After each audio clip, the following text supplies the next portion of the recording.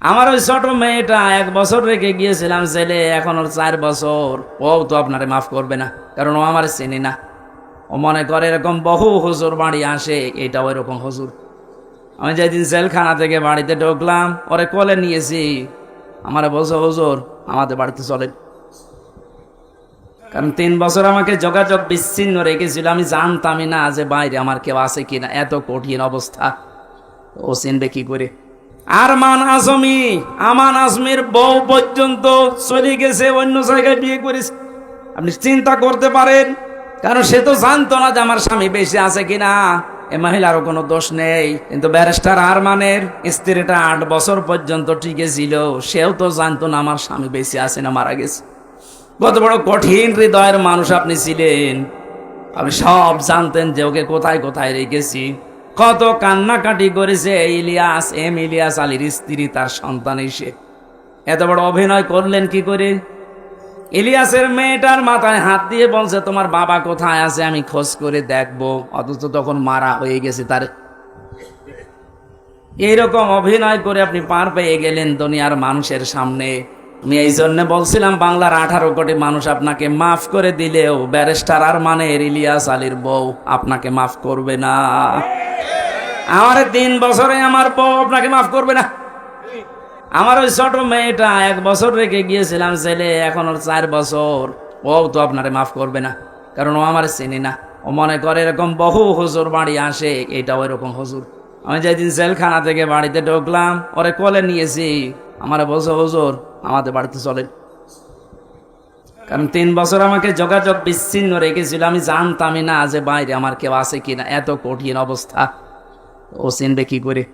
ওই যে আদালতে প্রিজন ভ্যান ধরে ঝুলেছিল, এটা মনে হয় ভাইরাল হয়েছিল একবার।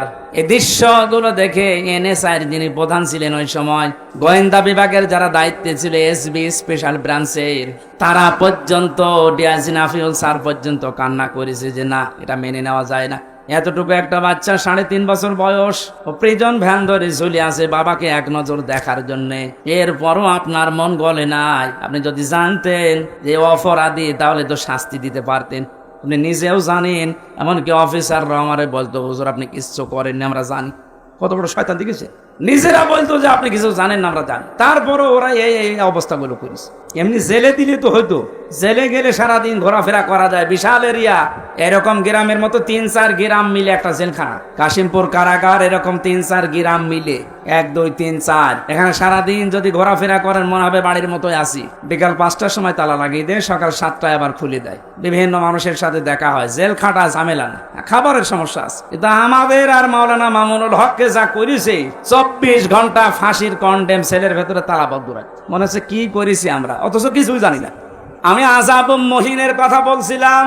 জালেমরা মনে করে আল্লাহ আমাদেরকে ভালোবেসে ক্ষমতায় রেখেছে। ওই যে ওসি সাহেব যেটা মনে করেছিল, আল্লাহকে ভালোবেসে মহাব্বত করে কল্যাণের জন্য ওদের ক্ষমতা দেয় না, ওদের পাপ যেন পরিপূর্ণ হয়ে যায়, এই জন্য আল্লাহ দিয়ে রাখে।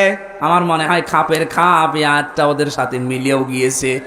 যখনই পরিপূর্ণ হয়ে গেছে, এত বড় বড় দল বাংলাদেশে 17 বছর বহু চেষ্টা করেছে, চুল পরিমাণ নড়াতে পারে নাই। অথচ মাত্র কিছু ছাত্র, আমার মনে হয় আল্লাহ এদেরকে আবাবিল পাখির মতো ব্যবহার করেছে। কারণ পাপ পরিপূর্ণ হয়ে গেছে, এখন আবাবিল পাখির মতো ব্যবহার করে জালেমদেরকে এমন ভাবে অপমান করেছে। দোয়া করছি মুসাফির অবস্থায়, মাজলুম অবস্থায়, অসুস্থ অবস্থায় বলছি, কারণ জেল থেকে বের হয়ে আমি এখনো পর্যন্ত স্বাভাবিক না।